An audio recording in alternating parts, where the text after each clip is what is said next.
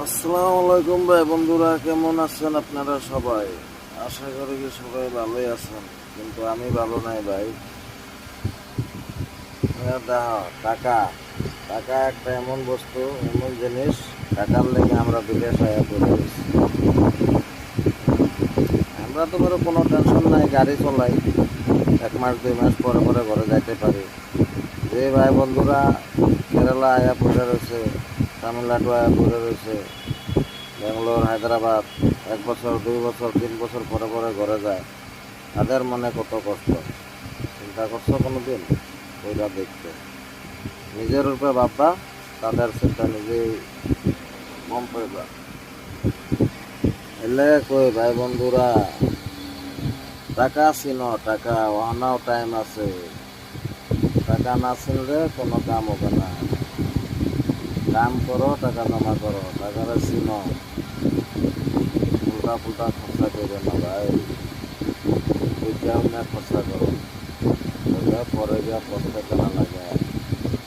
Driver ভাইয়ের মতো driver ভাইরা কি করে, কামানি পুরা হয়, খরচাও পুরা করে, তারপরে দেখবে ফেরত আবার কামাবো, আবার কিছু করবো, আবার না।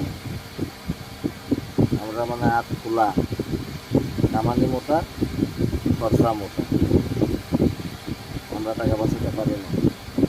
তোমরা বাঁচাও, কমসে কম তোমরা বাঁচাও, ঘরে খাও, মা বাপ ভাই বোন বউগুলা বান্ধবে ঘরে খাও, কি সুখে থাকবে। আমরা যখন কালকা ঈদ যে আজকে তামিলনাড়ুতে আছি, তামিলনাড়ুতে খানা দানা খায় আরাম করতেছি। গরম অপার, গাড়িগুলোতে মন যায় না দিলে শুয়ে কি করি, আমি কই ভাই বন্ধু বললো গল্প কথাই কই লেগে কই ভাই বন্ধুরা, টাকার মূল্যটা বুঝো, অনা টাইম আছে। যখন টাকা শেষ, তখন বুঝতে লাভ নাই।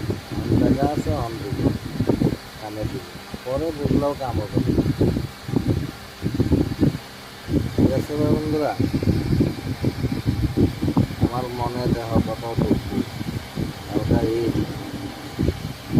আমি এই জায়গাতে আছি, ঘরে বউ পোলাপান মা বাপ সবাই ইন্তজার করতেছে ভাই বোন, কিন্তু আমি একলা একলা পড়ে রয়েছি, কত কষ্ট। বিদেশ আইতেও লাগে না, বিদেশের কাম শিখতেও লাগে না। আমরা ছোটোবেলা থেকে বিদেশের কাম শিখতে হবে, না কষ্ট ভুলবি অল্প। ঠিক আছে বন্ধুরা, পরে লগবা আবার। গুড বাই, সবাই ঈদ মুবারক।